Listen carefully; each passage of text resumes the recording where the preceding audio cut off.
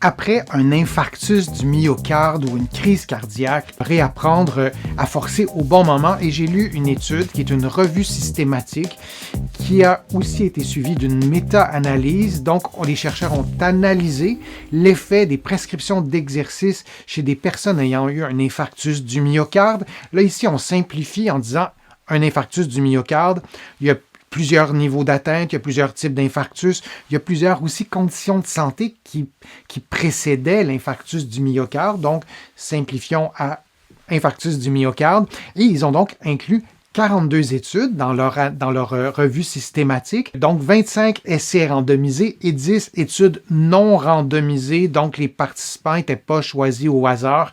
Je n'entrerai pas davantage dans les protocoles, mais au total, on avait un peu plus de 8000 participants et quand on dit une méta-analyse, c'est qu'on a pu mettre en perspective, disons, les résultats entre eux de ces études-là et les chercheurs ont évalué notamment la fonction cardiaque, la fonction du cœur, la capacité à l'effort, la qualité de vie. C'est fondamental parce que vous pouvez avoir une atteinte cardiaque, mais si elle n'altère en rien votre qualité de vie, tout va bien d'une certaine façon et aussi les événements cardiovasculaires indésirables. Ils ont aussi analysé plusieurs paramètres de prescription, le type d'exercice, l'intensité, la fréquence des exercices, la durée des séances, la durée totale du programme aussi. Donc, ils ont pris en compte tous ces paramètres et ils n'ont pas seulement demandé si l'exercice aide, ils ont aussi cherché quelle prescription semblait la plus favorable.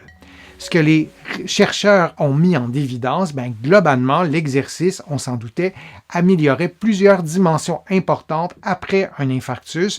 Les résultats allaient dans le sens d'une amélioration de la fonction cardiaque, de la capacité à l'effort, de la qualité de vie et de la tolérance à l'activité physique. Les chercheurs rapportaient aussi qu'une réduction des événements cardiovasculaires indésirables dans les études incluses.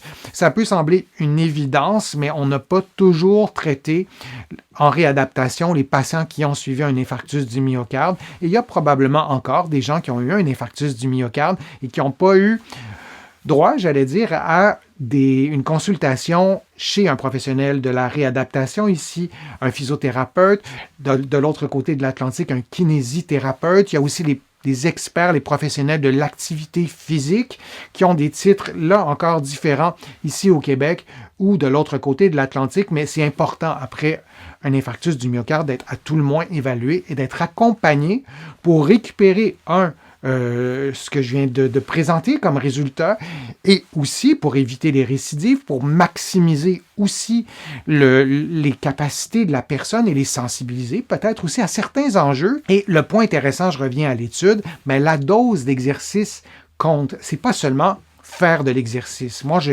ça me fait un peu bondir lorsque j'entends la simple recommandation « faites de l'exercice » ou « bougez plus ». Ça veut un peu rien dire. C'est comme si moi, j'allais voir mon médecin puis il me disait « prends des médicaments » ou il me disait « prends ce médicament, mais sans posologie ».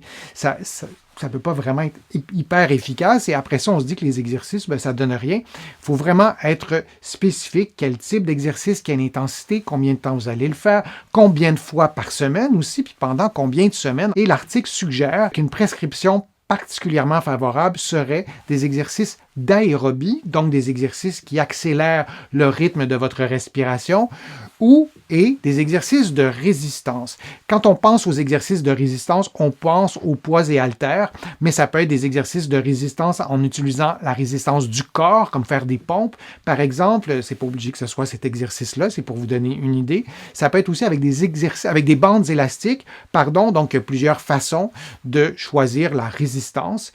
On revient toujours dans la prescription qui était plus particulièrement favorable. Ensuite, il y avait l'intensité modérée, des séances de moins de 30 minutes, moins de 3 fois par semaine et un programme d'environ 16 semaines.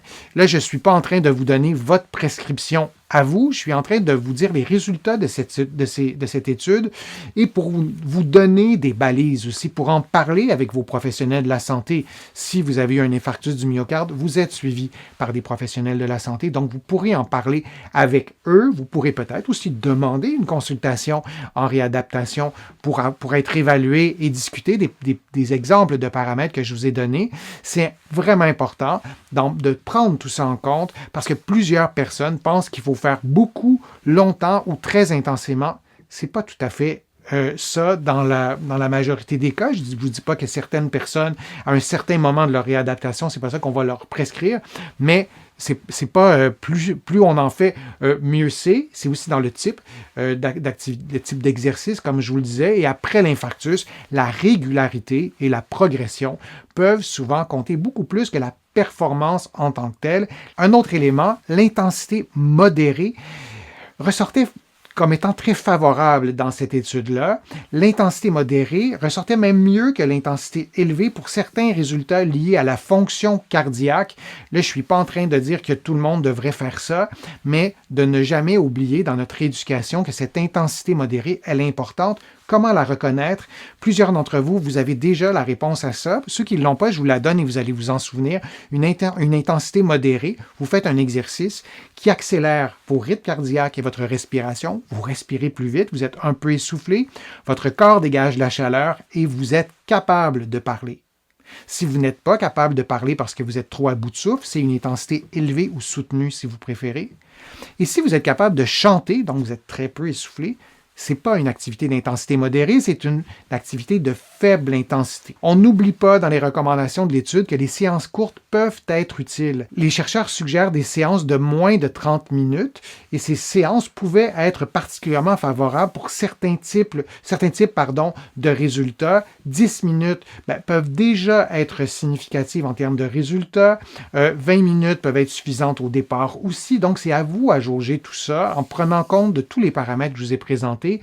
J'entends vraiment très souvent, je lis souvent dans les commentaires, je vais faire 10 minutes, ça ne donnera rien. Non, ça donnera sûrement quelque chose et ensuite on pourra augmenter. Et pour certaines personnes, on n'augmente pas, on fera différentes tranches de 10 minutes au cours de la journée où on l'établira avec une certaine séquence dans le courant de la semaine.